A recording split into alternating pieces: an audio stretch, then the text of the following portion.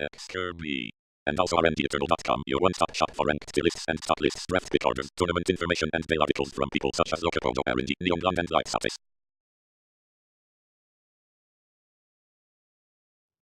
Ooh, and it looks like Lights Out Ace is considering using Island's Choice here, but instead is like, you know what, I've got a million bad units. I'm just going to throw those away instead. And then uses the Island's Choice on the Silence Maiden anyway. Yeah, I think it's reasonable to try and keep your health up there. And he definitely doesn't mind just throwing away basically all his units. He's just got this harsh rule. He's going to be drawing 2 cards a turn. And Lunik, even if Ace thinks that Lunik's hand is all gas, he still only has 4 cards left.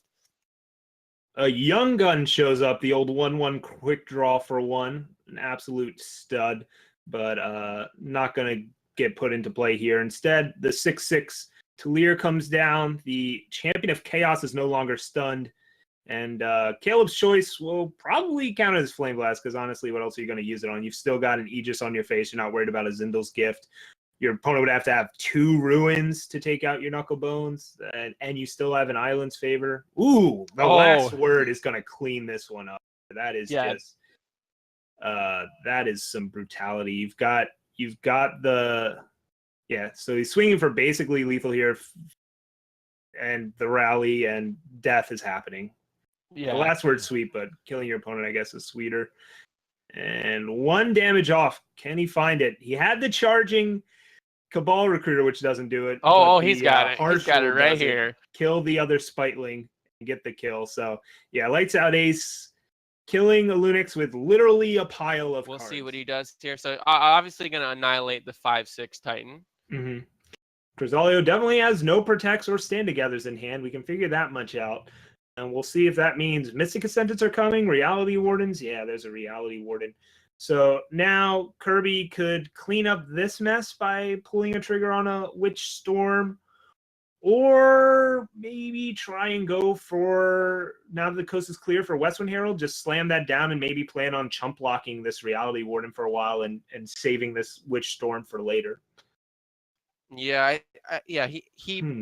Reality Warden is pretty difficult to deal with because it dodges Annihilate, and I don't know if Kirby's running any copies of Permafrost. I'll have to open his list up. See, I think this ordering's a little weird where you play Scouting Party instead of Herald, because if you play Herald first, the next turn you can cast Scouting Party and then hit and get another Scouting Party immediately. Yeah, I agree. I think he might be worried about wanting to Storm and not kill his Herald, but I'm not sure.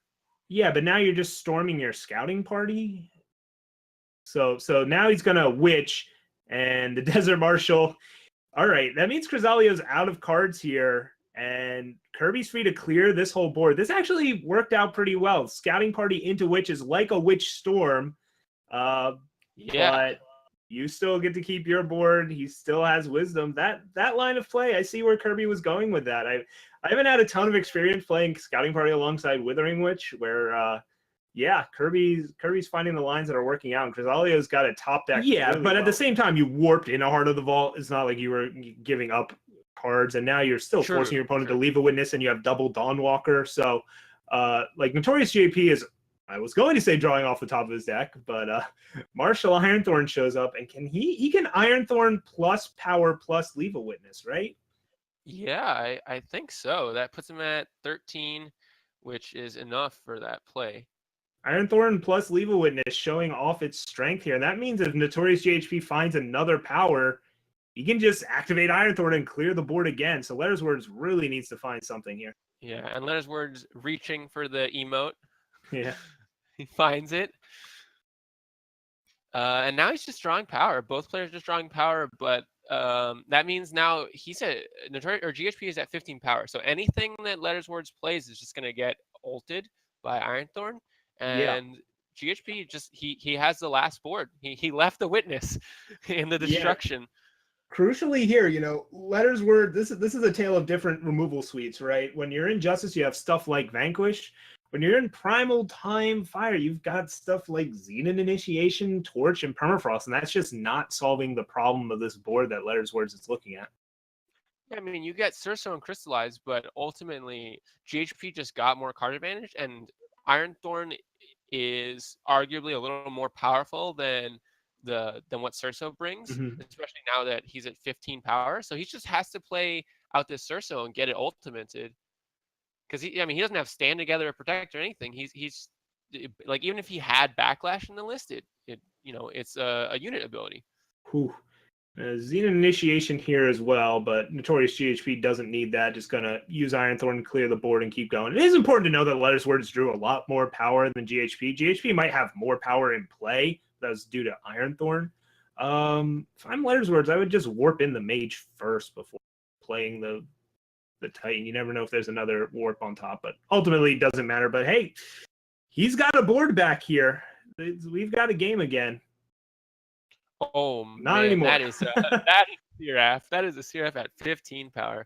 He had lethal if he just, initiated the Seraph, but whatever. Yeah, it's fine. It's a cantrip off Seraph into Vanquish. into it and finds Clearly. lethal that way anyway, so who cares?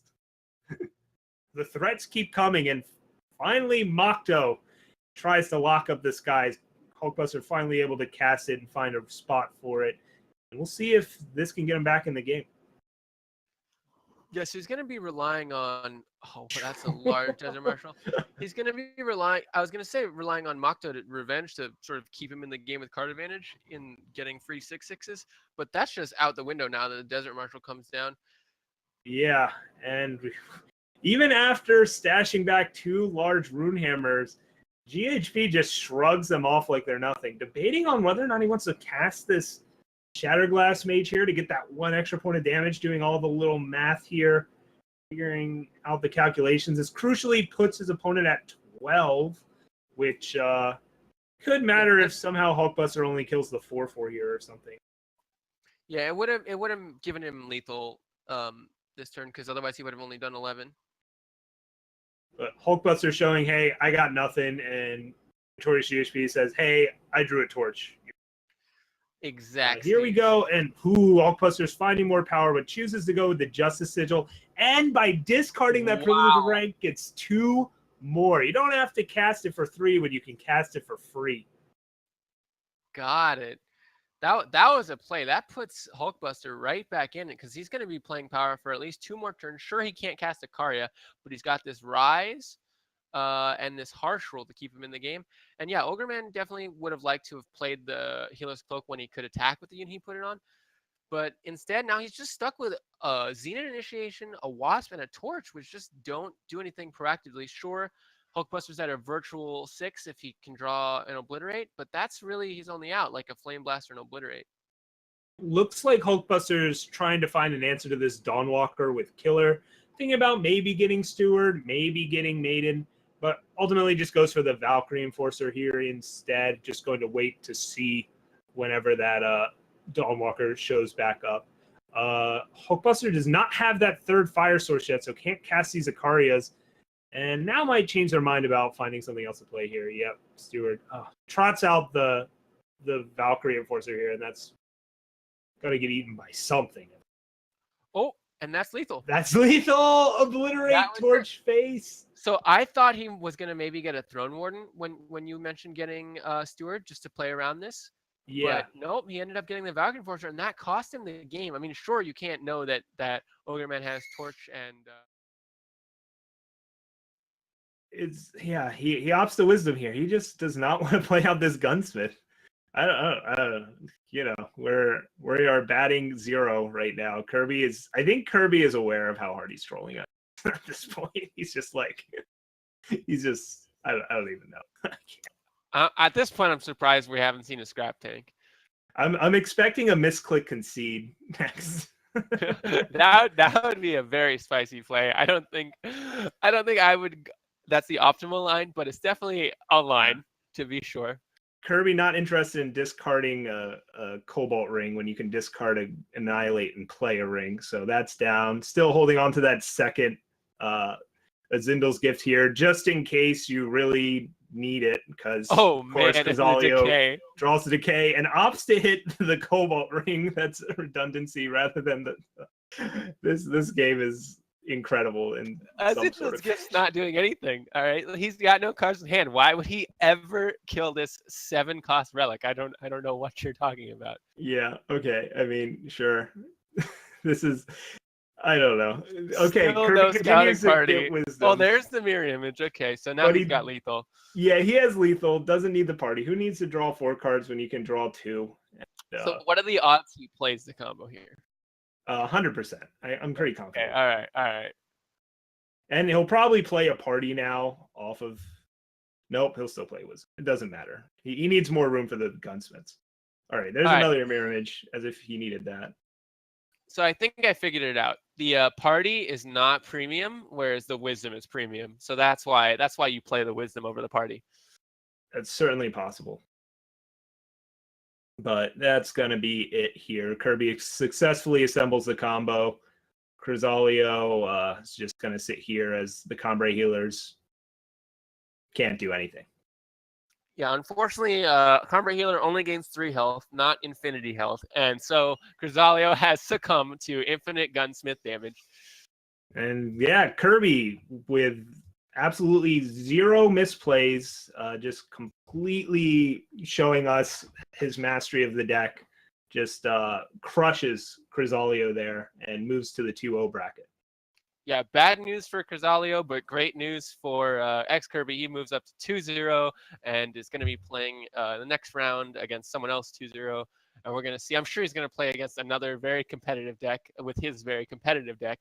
And his scrap tanks will carry him to victory there. Yeah, if you're looking for something to get the 9-0 in the new event that's going on this weekend, I think Kirby's deck is really the best place to start.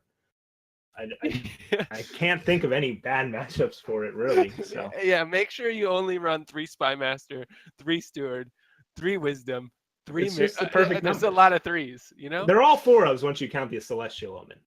So Exactly. Yeah. So awesome stuff there from Kirby. I'm gonna go need to lie down and think about life for a while. And but first, let's get a little quick plug in about the ETS.